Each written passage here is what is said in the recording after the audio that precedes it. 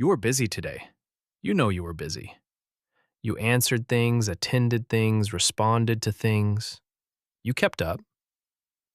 And now it's evening, and you're sitting there with this quiet, uncomfortable feeling. Like you worked a full day and somehow came out of it with nothing. You can't explain it. You just know the feeling is real. And it shows up almost every single day. That feeling has a name, and it has a reason. What you've been calling a bad day is actually a pattern. And once you see it, you'll understand exactly why your hardest work keeps getting left undone. 1. The illusion of productive work. There are two kinds of work.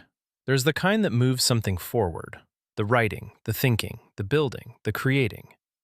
And there's the kind that looks like work, the responding, the updating, the attending, the communicating. The second kind feels productive because it's constant. It fills your day completely.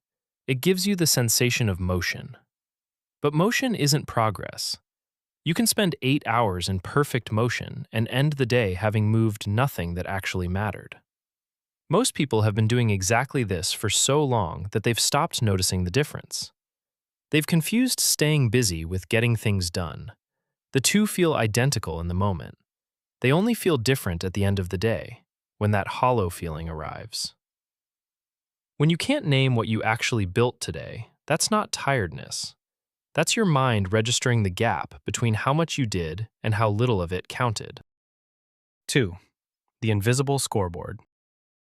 At some point, without anyone deciding it, the measure of how good you are at your job shifted. It stopped being about what you produced.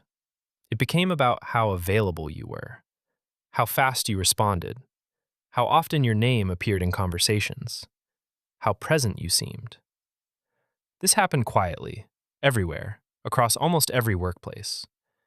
And it created a strange dynamic. The person doing 3 hours of deep, focused work is invisible. The person answering every message within 5 minutes is visible. Visible gets rewarded. Invisible doesn't. So you adapted. Most people did. You became more responsive, more present, more communicative. And slowly, without realizing it, you traded your best hours for the appearance of being busy. You didn't make a bad choice. You followed the incentives you were given. The scoreboard you've been performing for was never measuring what you're actually capable of. 3. The environment that makes focus impossible. Think about where you do most of your work. The notifications arriving, the messages appearing, the ambient noise of other people's urgency bleeding into your space. Even when nobody interrupts you directly, the possibility of interruption keeps your brain running on a low-level alert, never fully in, never fully out. That state is not neutral. A mind that is always half available cannot go fully deep into anything. You don't notice the cost because it's constant. It's become what work feels like. But sustained focus, the kind that produces something real, requires a different condition entirely. One that the environment around you was never designed to provide. You haven't been failing to focus. You've been trying to focus in a space that was built to prevent it. You can't do your best thinking in an environment designed to interrupt your thinking, no matter how hard you try to push through it. 4. The Busyness Trap. There is an unspoken assumption most people carry about work. If you're busy, you must be productive. And if you're productive, you must be doing well. The logic feels airtight, but it has a flaw. Busyness can be manufactured. It can be performed. It can fill every hour of your day without generating anything of value. And at the end of it, you will still feel exactly like you feel right now. The trap isn't that you're lazy. The trap is that busyness became a substitute for results. And somewhere along the way, you stopped being able to tell the difference. Not because you stopped caring, because the environment around you rewarded the busyness and made the results harder and harder to reach. Busyness is the most convincing performance of productivity you can put on, even for yourself. 5. The time you can't account for. If someone asked you right now where your time went today, you'd give an answer. But if they asked you to account for every hour, not generally, just specifically, the picture would be uncomfortable. Not because you wasted time, because the time went somewhere that felt necessary in the moment and left no evidence it mattered. Most people have never looked at this honestly, because looking at it honestly is unsettling. There is a gap between how productive a day felt and how productive it actually was. And that gap, for most people, is enormous. Not because they are careless, because they have never been shown, or given the space, to fill their hours with work that actually registers. The day you can point to exactly what you built is the day your hours start to feel like they belong to you. 6. The urgency that isn't. Every day, things arrive that feel urgent. A message that needs a reply, a request that needs attention, a question that needs an answer. And because they feel urgent, they move to the front. The important thing, the one that actually needs your focus, gets bumped again. Not because you decided it wasn't important, because the urgent thing was louder. This happens so consistently, so automatically, that most people never stop to ask whether the urgent thing was actually urgent. It felt that way. That was enough. And the important thing sits at the bottom of the list, permanently deferred, carrying a quiet weight at the back of your mind every evening. That weight is not anxiety. It's the feeling of knowing what you were supposed to do and not having done it. Again. Urgency is a feeling, not a fact, and it has been deciding your priorities for longer than you realize. 7. The hollow exhaustion.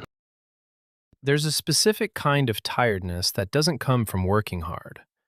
It comes from spending an entire day reacting, responding, adjusting, accommodating, answering, without ever producing. Your body carries it like physical exhaustion, but it isn't physical. It's the exhaustion of a mind that was constantly engaged and never once went deep. Most people don't have a name for this. They call it a long day, a hard week, burnout, stress. But underneath those labels is something more specific. The tiredness of someone who gave everything to a day that gave nothing back, who was present for everyone else's priorities and had nothing left for their own. You are not running out of energy. You are running out of the sense that your energy goes anywhere that matters. The exhaustion that doesn't lift after sleep is almost always the exhaustion of a life spent on tasks that leave no mark. 8. The work only you can do. There is a version of your day that no one else can fill.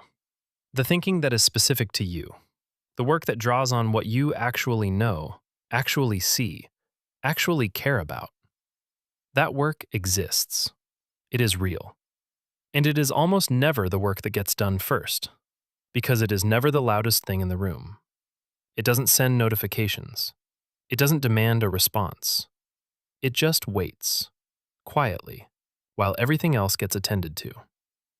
And at the end of the day, it is still there, still waiting, while you sit with the feeling that nothing got done, even though you never stopped moving. The work that only you can do is always the work that gets crowded out.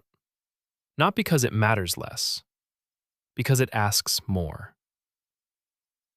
The work that waits the longest is almost always the work that would have mattered the most. You are not bad at this. You have not been failing. You have been operating inside a system that was designed around staying responsive. And you adapted to it the way any intelligent person would. You kept up. You stayed available. You did what the day asked of you. But there is a cost to that. And the cost is this. The work you were actually here to do, the thinking, the creating, the building, kept getting deferred. Not because you didn't care, because everything else was always louder. The hollow feeling at the end of the day isn't a verdict on your character. It's information. It's your mind telling you that busy and productive are not the same thing, and that some part of you has always known the difference. You don't need to overhaul your life. You just need to stop measuring yourself by how much you did and start noticing what, if anything, you actually made. The days that feel empty aren't the days you worked the least. They're the days the work that mattered most never got its turn. If you're interested in understanding yourself a little more deeply, subscribe. Because this channel isn't about giving you more noise.